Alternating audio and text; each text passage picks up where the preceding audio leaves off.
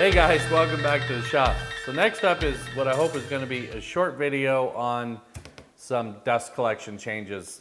With the recent equipment moves and whatnot, there was a change that needed to be made at the planer, and I'll show you that in just a second, as well as an original idea that I had when I built this shop was for some dust collection over at the miter saw.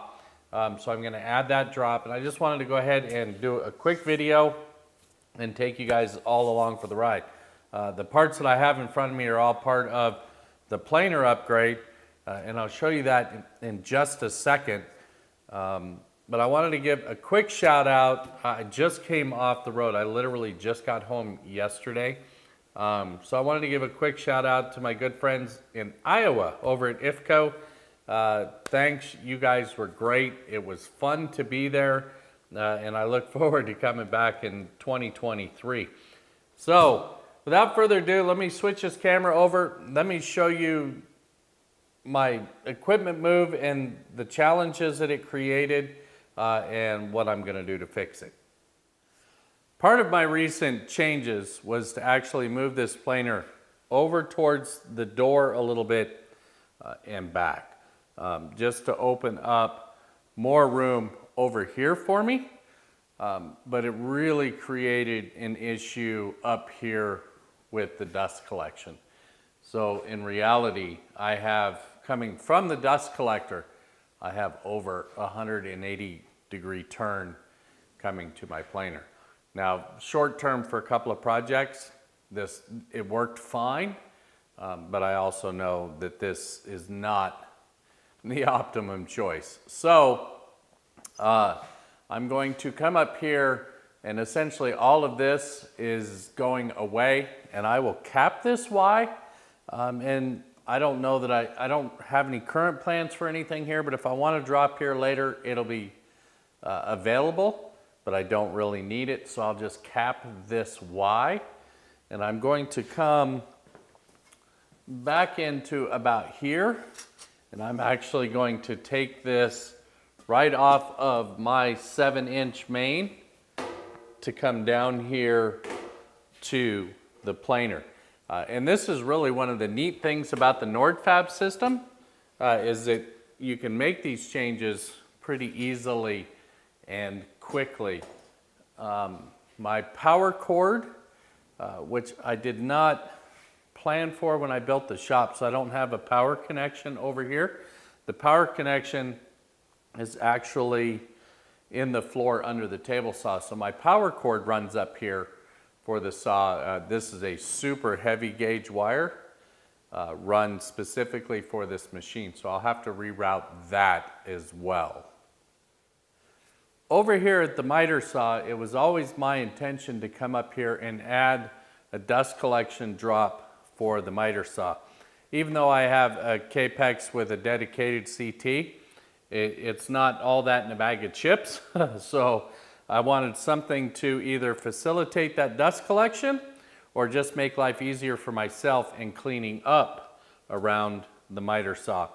So I'm going to come off of this connection right here and add a new port to go over here, and that will allow me to still go over to the big band saw and take care of dust collection there, as well as come down right here and add a drop. For now, it's just going to be a cleanup drop, but long term, it may very well be additional dust collection behind the miter saw to augment what I have with the CT.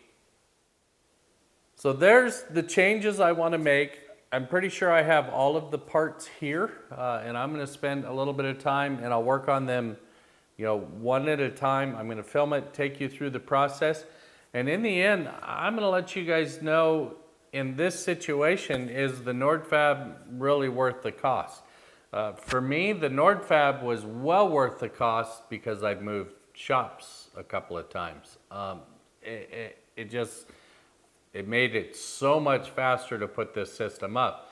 But in this case, I don't know that this is necessarily, in fact, I'm almost positive it's not any more cost effective to do it in Nordfab versus PVC. But Nordfab is what I have, that's what I'm gonna go with, but we'll at least toss out some of those numbers for you so you can see for yourself if Nordfab is really the way you wanna go. So I will see you guys in the morning. I'll be all set up over here and we're gonna start cutting in for this big drop for the planer and get that all cleaned up.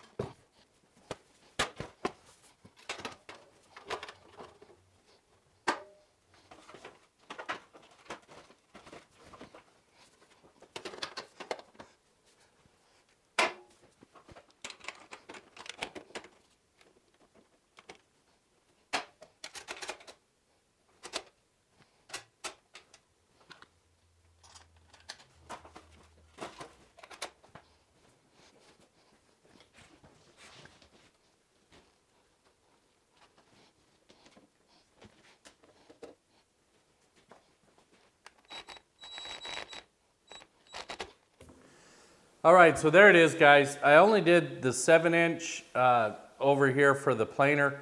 I didn't do the 4-inch yet because I'm missing one more piece. I've got the hose connector piece that's still on order. I hadn't realized it wasn't in yet. So you'll see that when I do the next shop tour. But I wanted to give you some idea on numbers because this stuff is expensive. Now, like I said, for me, it was worth it because I've moved shops twice. And to be able to take this down and put it back up in a day, man, that's nice. Like I made this change in probably a little less than 15 minutes or so. So it was a relatively quick change. So to break down the numbers, that small change, obviously I needed the Y, which my main is 7 inches.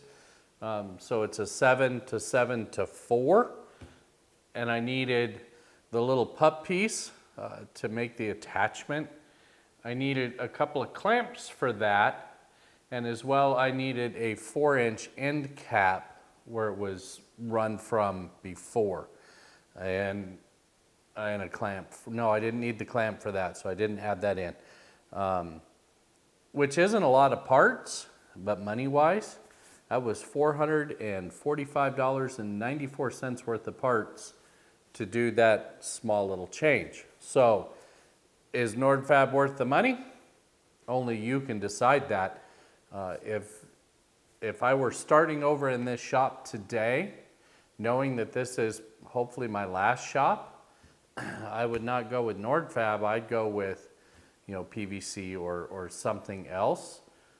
But I had all this when I got here. So it's the system I live in now, and that's why I was forced to to spend that money. And I'm certainly not going to replace it all now either. So that's going to wrap it up for this one, guys. I hope you got something out of it.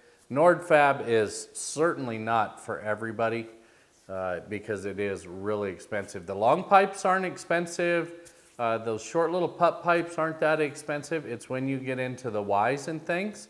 Of that $445 bill, 257 of it was that one Y. So that's where the money comes from. The blast gates aren't overly cheap either. That was almost $75 in itself. Anyways, you can find all that stuff cheaper if you want to do your, a lot of online research and that sort of thing. But yeah, you'll have to make those decisions for yourself.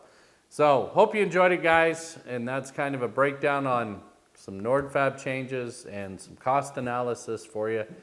And we'll catch you on the next one. Until then, guys, take care.